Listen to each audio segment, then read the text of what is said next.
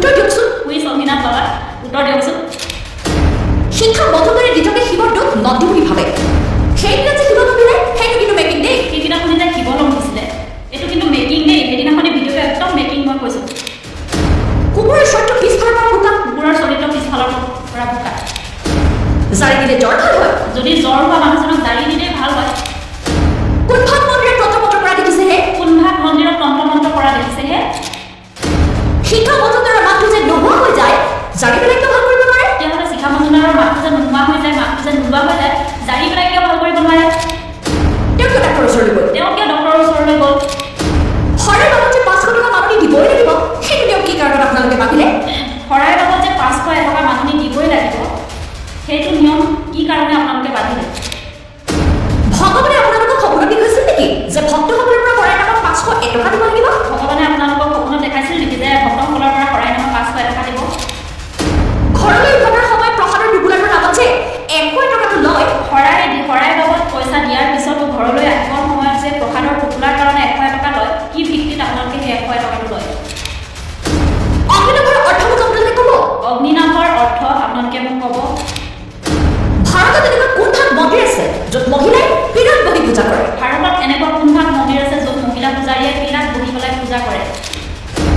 শিৱই ফৰিংৰূপী ধাৰণ কেতিয়াৰ পৰা কৰিলে? শিৱই ফৰিংৰূপী ধাৰণ কেতিয়াৰ পৰা কৰিলে? অগ্নিনাভ মন্দিৰত লৈ বিভিন্ন ধৰণৰ প্ৰশ্ন এগৰাকী মহিলা। প্ৰথম প্ৰশ্ন, অগ্নিনাভৰ অৰ্থ আপোনালোকে মোক ক'ব। দ্বিতীয় প্ৰশ্ন, ভাৰতত এনেকুৱা কোনভাগ মন্দিৰ আছে য'ত মহিলা পূজাৰীয়ে পীড়াত বহি পেলাই পূজা কৰে? তৃতীয় প্ৰশ্ন, শিৱই ফৰিংৰূপী ধাৰণ কেতিয়াৰ পৰা কৰিলে? চতুৰ্থ প্ৰশ্ন, শৰাইৰ বাবদ যে 500 টকা মাননি দিবই লাগিব, সেইটো নিয়ম কি কাৰণে আপোনালোকে বান্ধিলে?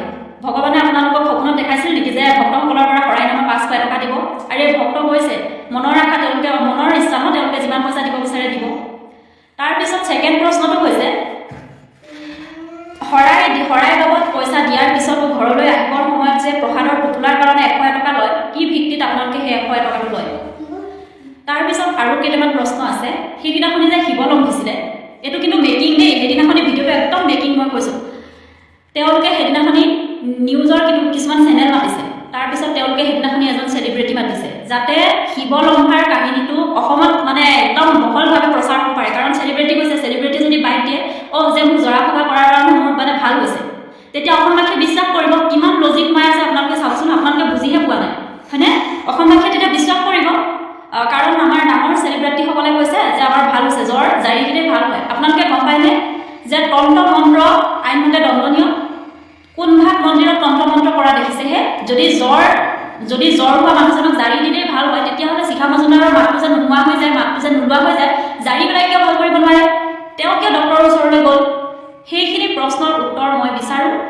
গতিকে আশা কৰিছোঁ যদি আপোনালোকৰ সৎ সাহস আছে, মোৰ লাইভটো আপোনালোকৰ অগ্নিনাভৰ পেজত শ্বেয়াৰ কৰি আপোনালোকে মোক নিজকে শুদ্ধ বুলি প্ৰমাণ কৰি উত্তৰসমূহ দিয়ক। আৰু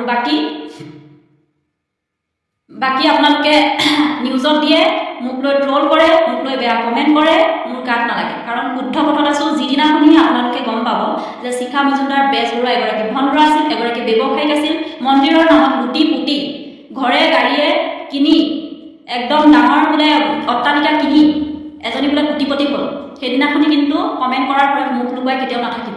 সেইদিনাখনিও আহিব কমেণ্ট কৰিবলৈ। জয় অগ্নিনাভ বাবা। কুইজ অগ্নিনাভ বাবা উত্তৰ দিয়কচোন। আৰু যিসকলে ভাবি আছে, যিসকলে মানে 100% চিয়'ৰ হৈ পেলাই কমেণ্ট কৰে অগ্নিনাভ বাবা, শিৱ বাবা, তেওঁলোকে স্ক্ৰীনশ্বটৰ সহ মোক প্ৰমাণ দিয়ক যে অগ্নিনাভ শিৱৰ অন্য এটা নাম। শিৱ এছাম আছে মোক বহুত বেয়াকৈ কমেণ্ট কৰিছে। মই ভয় নকৰোঁ, ভয় নকৰিব খুৰী।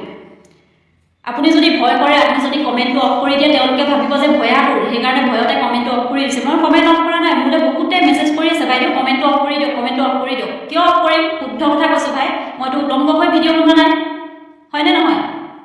ট্ৰল কৰিছে কৰক, ট্ৰললৈ মই ভয় নকৰোঁ। এটা সময় আহিব যদি সঁচাকৈ পৃথিৱীত ভগৱান নামৰ মহাজাগতিক শক্তি আছে, পৃথিৱীত যদি ত্ৰিজগৰ অধিপতি মহাদেৱ এতিয়াও বিৰাজমান, তেতিয়াহ'লে সত্য এদিন উদ্ধাৰ হ'ব। এদিন যিসকলে বুজা নাই, যিসকলে গান্ধাৰীৰ নিচিনাকৈ চকুত কোলাত পট্টি বান্ধি পেলাই আছে, তেওঁলোকে এদিন নিশ্চয় বুজিব। গতিকে সময়লৈ অপেক্ষা কৰিছোঁ।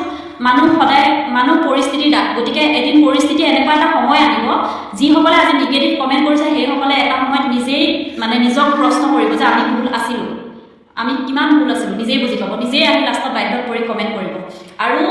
আৰু এটা কথা কওঁ, যিসকলে প্ৰমোশ্যন আৰু ভাইৰেল হ'বৰ কাৰণে ভিডিঅ' বনাইছোঁ বুলি ভাবিছে তেওঁলোকে আনফল' কৰক, ব্লক কৰক, লাইক কমেণ্ট নকৰিব, ভিডিঅ' নাচাব, কোনো আপত্তি নাই। কাৰণ ফেচবুকত ভিডিঅ' বনাই থাকিব পাৰোঁ, ছ'চিয়েল মিডিয়াৰ নামত 1 টকা এটাও ইনকাম কৰা নাই। আৰু মই এটা কথা ডাঠি ক'ব পাৰোঁ, যদি মোৰ ভগৱানৰ কিবা ছ'চিয়েল মিডিয়াৰ পৰা 1 টকা এটা ইনকামো হয়